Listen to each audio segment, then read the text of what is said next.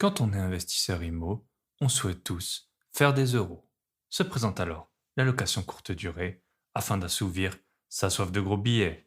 On se voit déjà riche grâce à Airbnb, c'était sans compter sur la pandémie. Vous pensiez être occupé à compter vos deniers, vous devrez gérer les prostituées. Vous imaginiez atteindre l'Eldorado jusqu'à la souscription aux chaînes porno. Dans l'épisode du jour, je vais vous conter les joies et les galères de la LCD.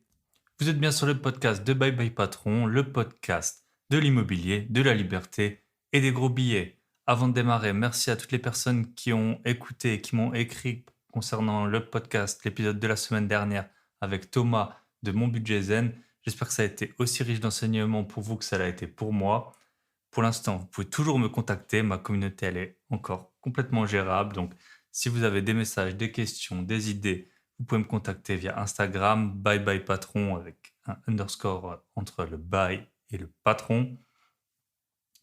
Franchement, ça me fait toujours super plaisir d'avoir vos retours.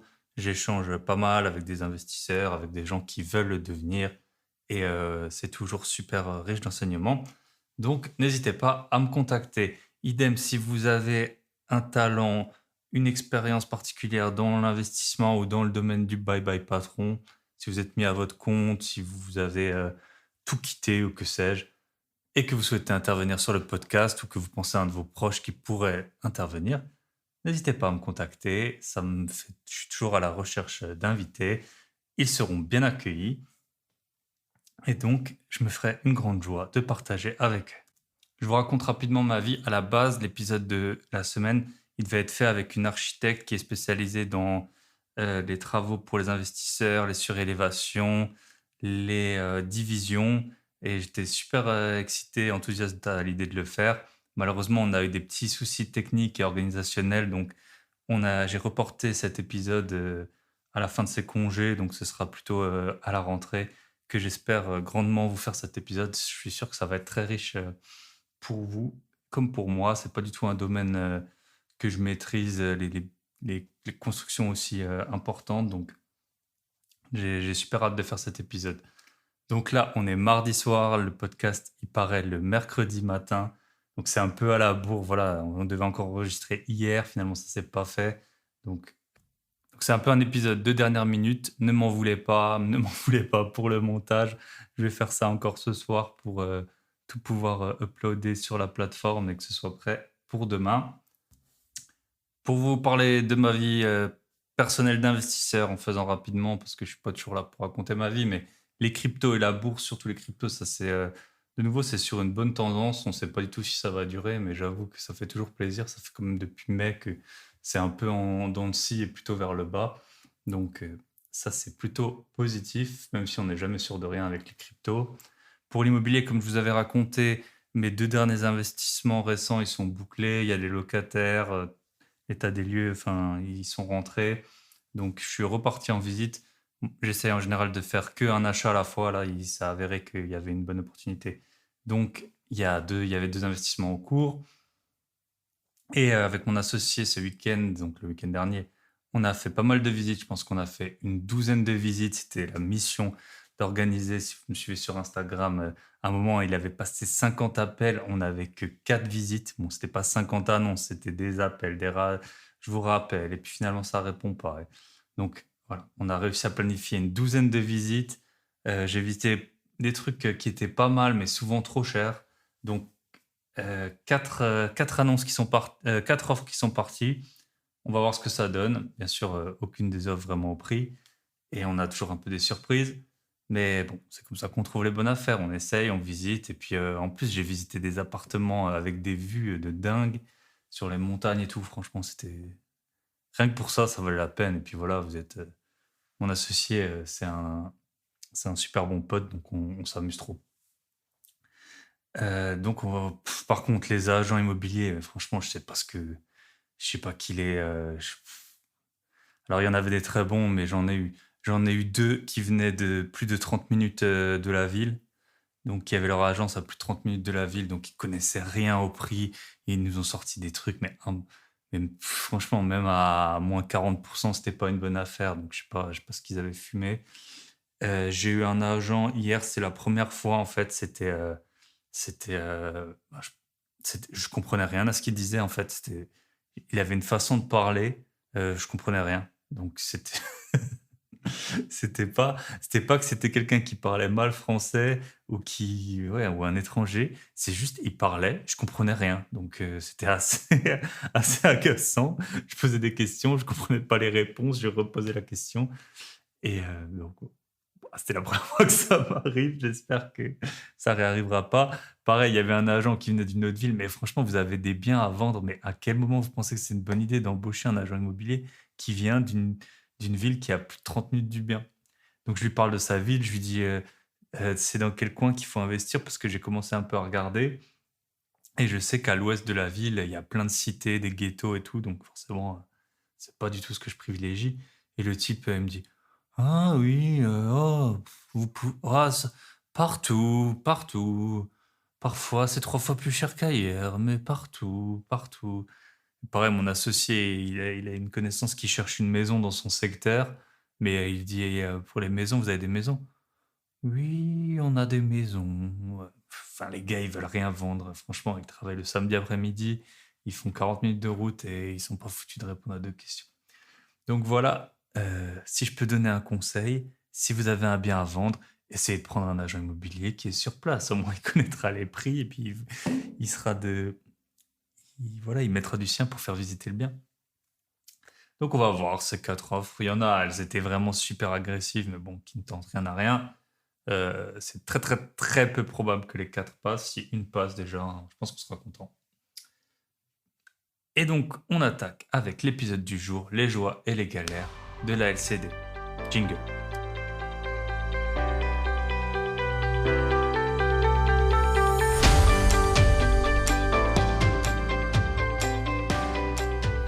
Alors la LCD, c'est un accélérateur, ça peut être à la fois des bons côtés de l'investissement immobilier, mais aussi des mauvais côtés. Donc c'est ce qu'on va voir aujourd'hui.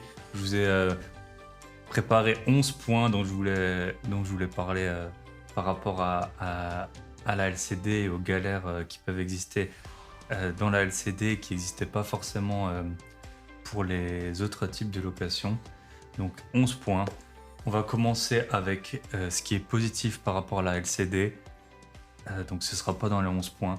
Donc ce qui est positif, c'est assez simple. Moi, pour l'instant, j'ai que 2 biens qui sont exploités en LCD et les 2 avec un concierge. Et malgré le concierge, j'ai quand même pas mal de galères à gérer. Il en gère beaucoup, mais j'en ai aussi pas mal à gérer. Et en plus, ben, voilà, forcément, quand on sous-traite une tâche, parfois on est super satisfait, parfois ben, il ne fait pas exactement comme vous auriez fait. Donc, les points positifs, c'est très simple, c'est la rentabilité. Alors ça peut vous permettre à la fois d'acheter donc faut pas forcément, acheter que dans l'optique Airbnb. Il faut quand vous achetez un bien et ben, vous pouvez, faut toujours penser qu'il va falloir, peut-être tôt ou tard le passer en location classique. Peut-être que la ville, elle va vous empêcher de continuer à faire du Airbnb. Peut-être que Airbnb va changer ses conditions. Donc il faut toujours avoir en tête que vous allez peut-être passer le bien en location, classique, mais la location courte durée, elle vous permet d'acheter des appartements, voilà, avec des rentabilités peut-être un peu moyennes, mais dans des zones, super sympathiques en plein centre-ville avec une vue, voilà, des biens qui ont peut-être du caractère. Donc pour ça, c'est super bien. Pourquoi est-ce qu'elle vous permet d'acheter des biens comme ça? C'est parce que quand ça tourne, pour mes biens en tout cas, c'est environ entre 2 et 3 fois le loyer que j'aurais en location classique qui peut être obtenu. Donc c'est vraiment, un accélérateur. Alors OK, vous allez les merdes que vous pouvez avoir, elles sont exponentielles, mais en même temps les revenus aussi. Le point négatif, donc, on va en voir, il y a 11 points négatifs que j'ai retenus par rapport à la LCD. Donc point positif, vous pouvez acheter des biens qui sont peut-être plus atypiques, qui ont plus de cachet et tout ça grâce à la rentabilité qui est générée par le Airbnb. Mais gardez toujours à l'esprit que tôt ou tard, ça va peut-être s'arrêter. Donc, faut pas miser, faut pas calculer une rentabilité à 10 brut sur base des revenus Airbnb. Faut que ce soit quand même plus élevé que ça. Mais si vous pouvez acheter un bien, je sais pas moi, à 6-7 de renta en location classique et puis que vous pouvez le basculer en meublé et que vous savez qu'il va bien se revendre, ben, voilà, ça vaut peut-être le coup de tenter, sa chance.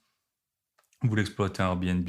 Si un jour, si ça devient interdit, soit vous le revendez, soit vous le mettez en location classique. D'ici là, vous aurez le temps de voir venir, mais achetez pas une rentabilité basée sur le Airbnb. On commence avec les galères. Numéro un, la première galère, c'est le Covid. Donc j'ai 2 biens, les 2 biens que j'ai en Airbnb, il y en a un, ça faisait pas très longtemps qu'il était exploité et l'autre, même je l'ai lancé un peu pendant le Covid. Suite à ouais, il y avait un chantier qui a duré du temps et cetera. Donc le covid, c'est le pire, enfin, c'est pas le pire truc, mais ça pèse énormément sur, les réservations, Airbnb. Je vous parle pas du mois de d'avril 2020, donc là, on a quasiment fait zéro. Donc, le covid, il a fait que les revenus, ils étaient super, sinusoïdales, tout au long de la période. Il y a eu des bons mois, il y a eu des mauvais mois, il y a eu des mois où vous aviez des touristes, il y a eu des mois où en fait c'était des travailleurs, donc ça allait. Mais globalement, entre le pire mois et le meilleur mois, il y a un rapport de, je sais pas moi, je sais pas, les pires mois, ben, on fait zéro et les meilleurs mois, on peut faire presque 2 000 € sur un appartement. Donc vraiment, ça peut varier énormément. Donc le Covid, personne ne l'avait prévu, mais c'est quand même vous qui en payez le prix.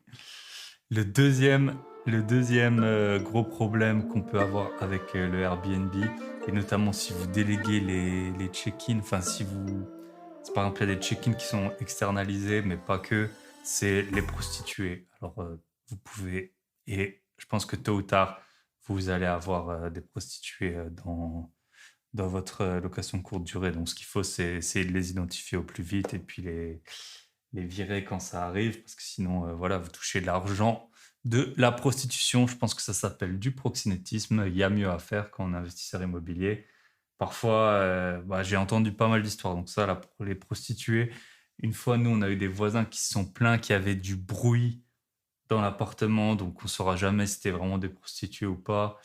Je sais pas, mon concierge, il dit qu'il fait le boulot, il essaye d'avoir que des profils vérifiés, etc. Mais franchement, c'est quasiment impossible de vraiment les éviter. Quand elles seront là, à la limite, peut-être que vous le saurez pas. Par contre, j'ai déjà eu un bon ami à moi, lui, il en a eu une. Euh, donc il était pas sûr, donc au début, il a compté. Je sais plus, il m'a dit, il y avait eu genre 15 clients qui étaient venus en 2 ou 3 heures, quoi. Carrément, les clients, parfois, ils se trompaient de porte, ils se tapaient chez lui et tout. Bon, finalement, il l'a viré illico presto, mais bon, les prostituées, c'est un vrai risque. Et puis après, quand vous voyez donc le site, je crois que c'est Viva Street, où elles postent leurs annonces, donc vous voyez votre immeuble, ça doit toujours faire un peu bizarre.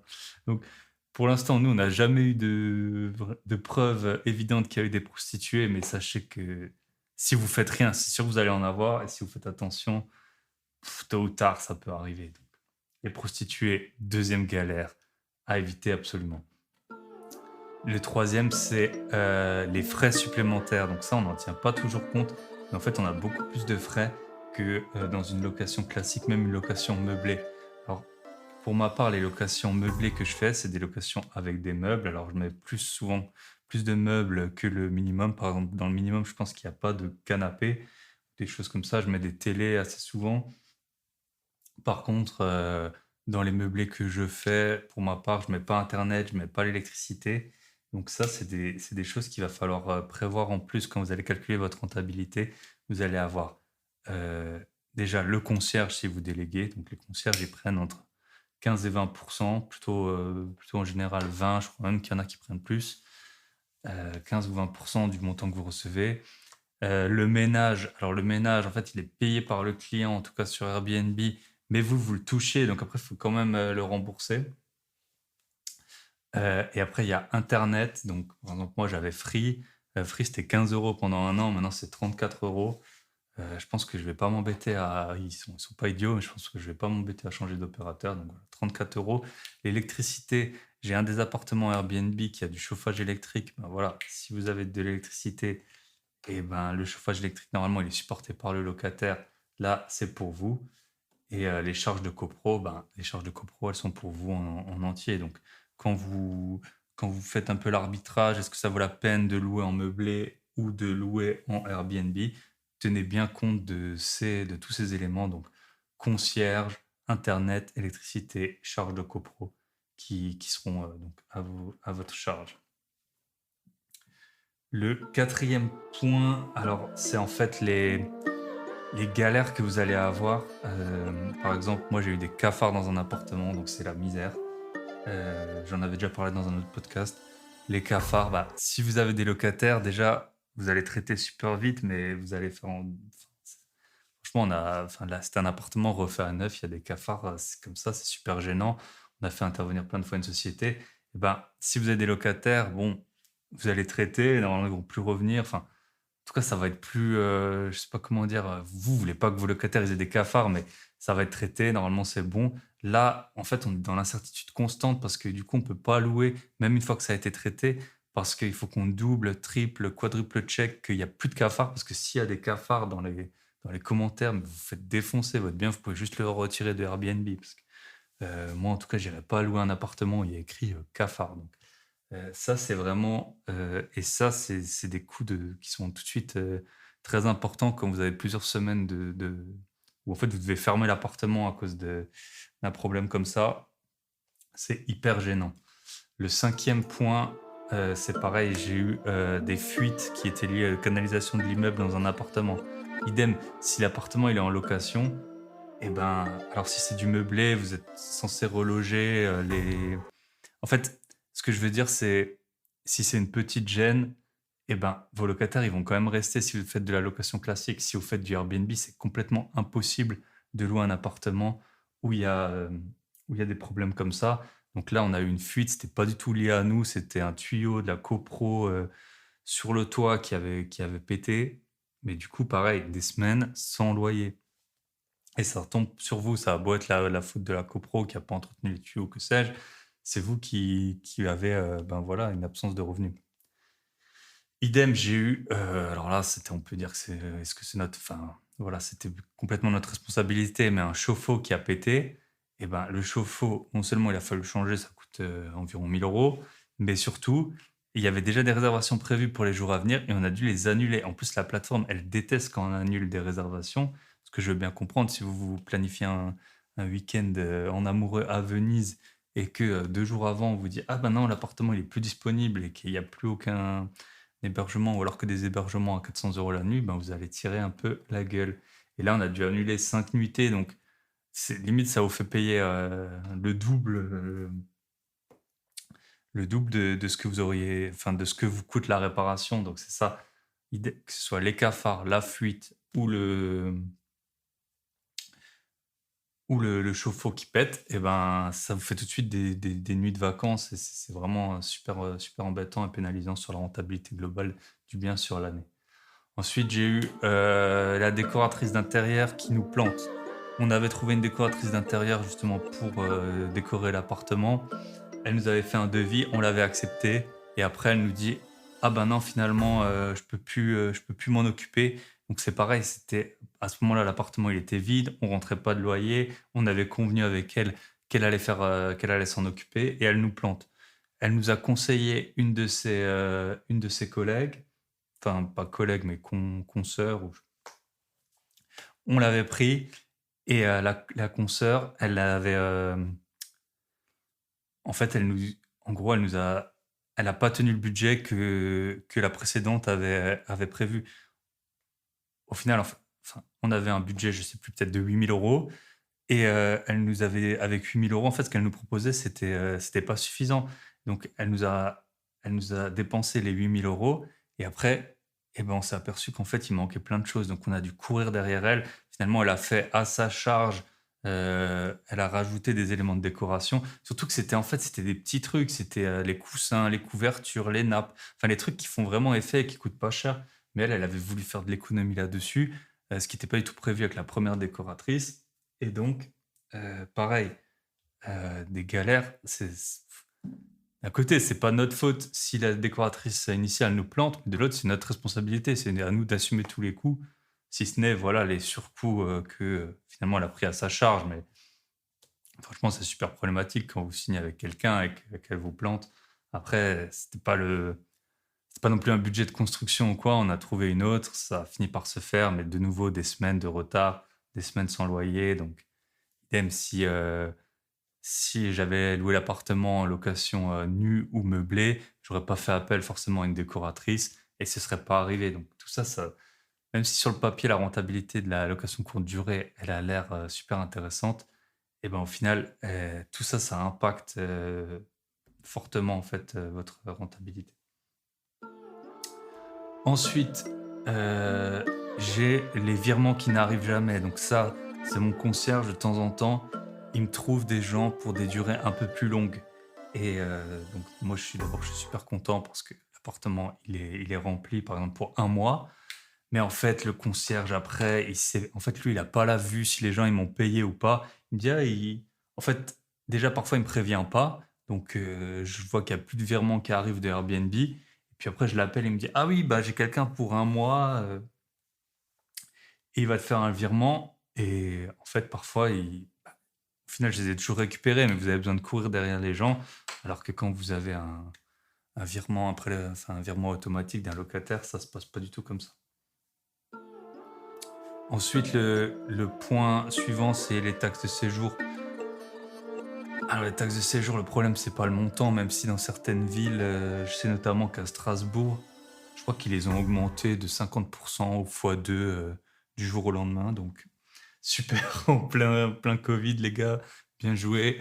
Augmenter les taxes de séjour, bonne idée.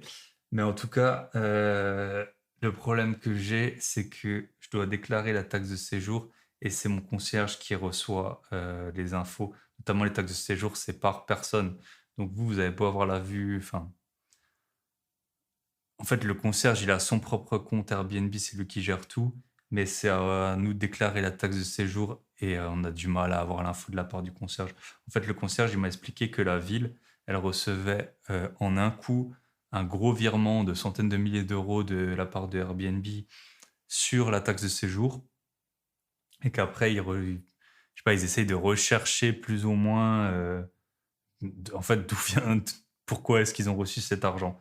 Et donc, la taxe de séjour, ça tombe tous les mois, ça prend du temps. Nous, on doit relancer le concierge tout le temps, c'est un peu galère. Voilà, on a déjà eu quelques frictions avec lui à ce sujet, c'est comme un peu dommage. Et bien sûr, c'est pareil, c'est votre responsabilité, même si c'est le concierge qui donne pas l'info. Le 10e point, c'est la relation avec la copropriété. Donc forcément, les copropriétés, elles sont pas ultra fans de, heu, des Airbnb. Donc bon, ça va dépendre des copropriétés, mais vous allez avoir des problèmes si par exemple vous avez du bruit, si vous avez des fêtes, s'il y a de la musique, tout ça, la copropriété, elle va pas du tout aimer. Elles sont pas organisées à la base pour qu'il y ait justement des locations courte durée. Donc vous risquez d'être embêté avec eux. Alors j'avais lu dans un livre, quelqu'un qui optait en fait il achetait que des appartements au rez-de-chaussée pour la location courte durée. Je pense que c'est pas idiot dans les immeubles où il y a pas d'ascenseur parce qu'il disait en fait comme ça, il y a pas les roulettes qui roulent dans les communs, ça fait pas trop de bruit. Franchement, je pense que c'est un bon conseil. En plus, je suis pas certain, à part si vous avez une super vue, alors autant pour la location de plus longue durée, le fait que ce soit un rez-de-chaussée, ça peut gêner les gens. Autant pour la location courte durée, je vois pas vraiment comment ça pourrait impacter vraiment en fait, vos revenus, parce que souvent, déjà, vous allez pouvoir accueillir des gens peut-être qui sont en situation de handicap, ou qui ont des poussettes, et même dans les annonces, je sais plus mais je pense que très souvent dans les annonces, il y a pas écrit l'étage. Donc, être au rez-de-chaussée, ça va pas nuire, je pense, à vos réservations, aux revenus que vous allez tirer de la location, mais par contre, ça peut vous éviter des ennuis avec la copropriété. J'ose pas imaginer si vous avez un ascenseur dans un immeuble de 1900, enfin non, sans ascenseur dans un immeuble de 1900, les voyageurs avec leurs valises, les roulettes qui tapent, les voyageurs qui arrivent tard, qui font du bruit, qui trouvent pas, qui se trompent de porte, ça, je pense que ça peut vite agacer les voisins. Donc ça, c'est un point dont il faut vraiment tenir compte.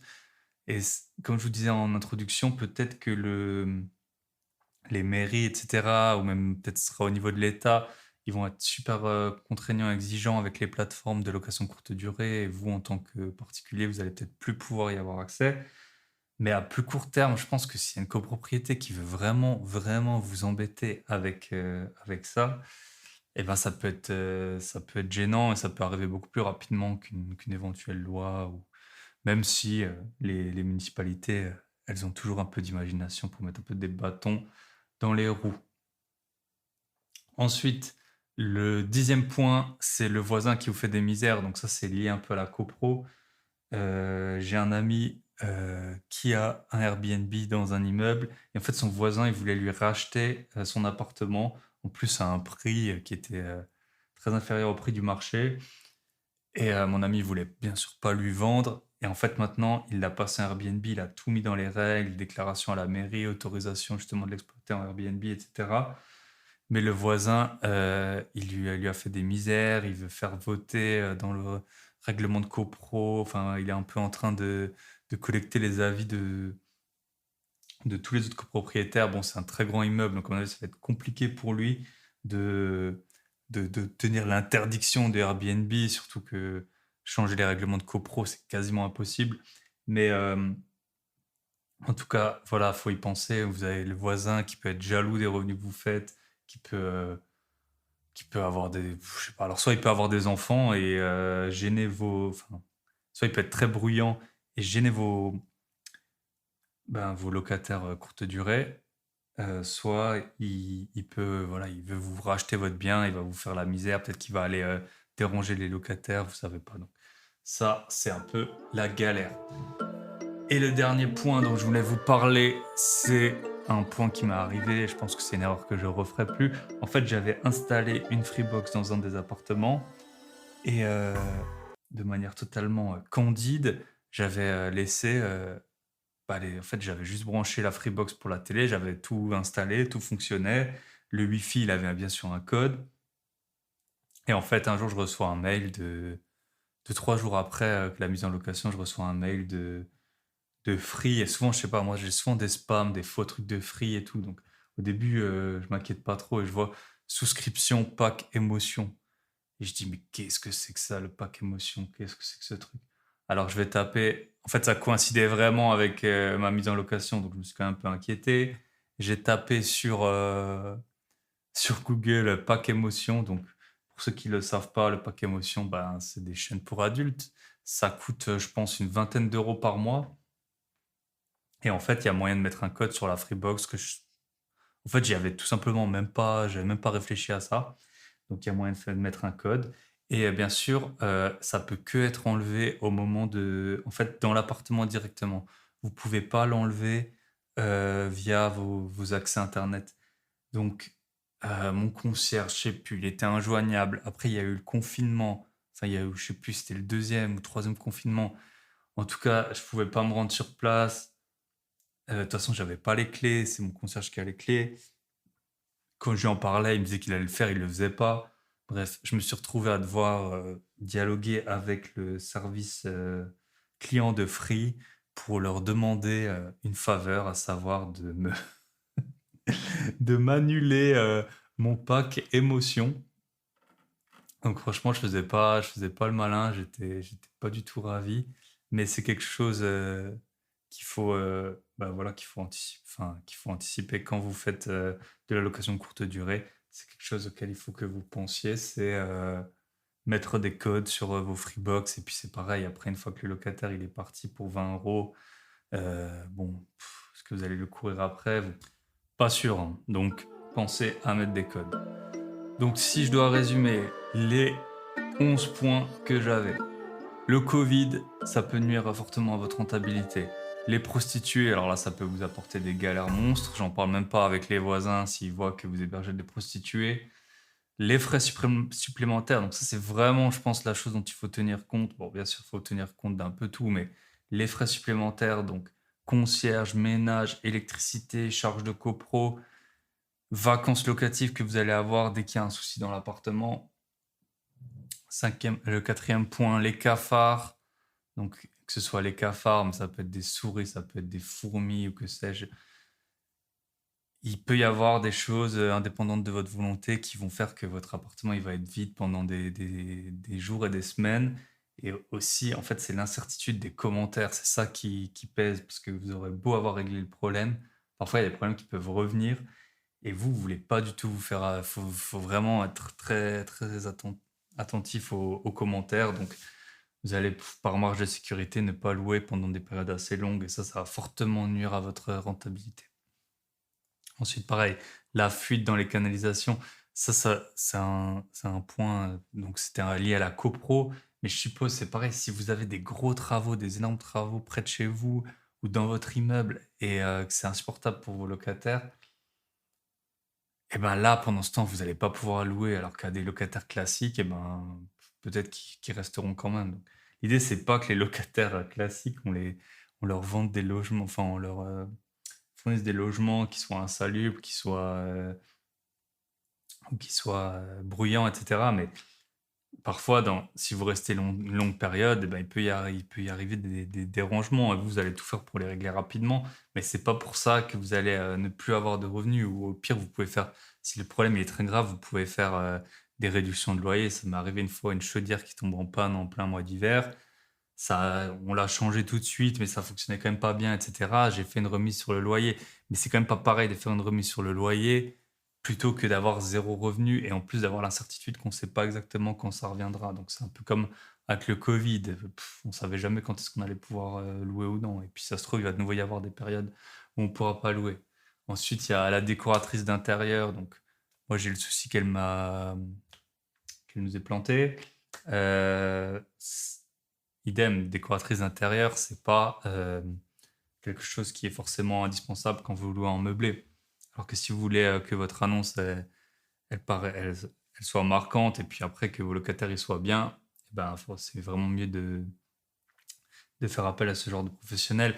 Et ensuite, une fois que vous avez payé la décoratrice, je vous ai dit, nous, c'était 8 000 euros. Bon, c'était les meubles, plus la déco, plus la prestation, plus un peu de peinture. Enfin, mais c'est pas si simple de repasser en location nue ou par exemple là quand il y a eu le Covid, on aurait pu se dire bon bah on va repasser tout de suite en location nue et tant pis ou en location meublée de plus long terme. Mais quand vous avez mis 8 000 euros, franchement c'est compliqué de rebasculer rapidement. Donc c'est sûr que s'il y avait une interdiction formelle de la mairie, vous pouvez plus faire de LCD, bah là on aurait tout de suite basculé. Mais là vu que c'était temporaire, ben en même temps on est un peu bloqué. Donc ça c'est un des problèmes. Donc les virements, ensuite les virements qui n'arrivent jamais si votre concierge ou si vous louez à quelqu'un en dehors des plateformes, la taxe de séjour qu'il faut déclarer chaque mois. Alors ça, je suppose que ça dépend des municipalités, mais chez nous c'est chaque mois. La relation avec la copropriété, le voisin qui vous fait des misères et les abonnements en tout genre. Les choses qui me sont pas encore vraiment arrivées, mais je pense que ça va. Enfin, forcément, ça arrive, mais pour l'instant, je suis pas trop impacté. Ça va être l'usure aussi de l'appartement. Il est très probable qu'il s'use plus vite. Il est très probable qu'il faille changer des choses plus rapidement. Donc ça, c'est aussi un élément dont il faut tenir compte. Nous, on fera les comptes, par exemple, de la décoratrice d'intérieur et de la valeur ajoutée de la location courte durée par rapport à la location classique. Peut-être dans 2, 3, 4 ans, quand on verra comment ça a tenu un peu les éléments qu'on avait achetés par son biais. Donc, tout ça, faut en tenir compte. Donc, c'est quand même un formidable levier d'enrichissement. Il y a des gens qui arrivent avec quelques biens en location courte durée. J'ai rencontré plusieurs personnes avec 3, 4, 5, 6 biens en location courte durée qui arrivent à en vivre totalement. Donc pour ça, c'est génial. C'est vrai que vous allez avoir un énorme, quand ça tourne, un énorme, alors on peut appeler ça cash flow, mais en tout cas différentiel entre votre remboursement et les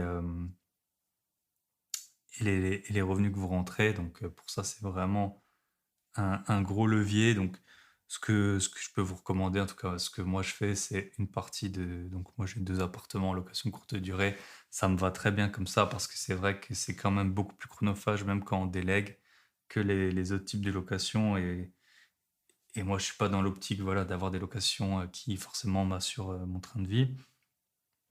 Mais pensez-y, si vous êtes vraiment super mal dans votre job ou si vous avez des envies d'ailleurs ou que sais-je, la location courte durée, ça peut être une très bonne option. Voilà, épisode un peu au lance-pierre. J'espère quand même que vous y avez trouvé de la valeur.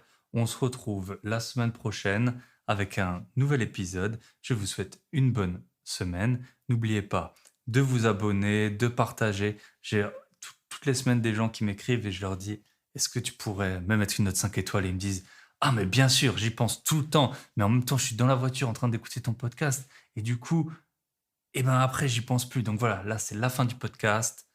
Vous pouvez me mettre une note 5 étoiles. Si vous le souhaitez, vous pouvez également acheter mon livre, Négocier un bien immobilier, comment gagner des dizaines de milliers d'euros à l'achat. Il est disponible sur Amazon. Vous tapez Bye Bye Patron. Sinon, il est disponible aussi dans la description du podcast. Il y a tous les liens, le lien vers mon site, le lien vers les épisodes du podcast. Et je vous rappelle pour finir, si le concept de la retraite à 65 ans vous paraît peu tentant, pensez à multiplier les investissements. Bye bye!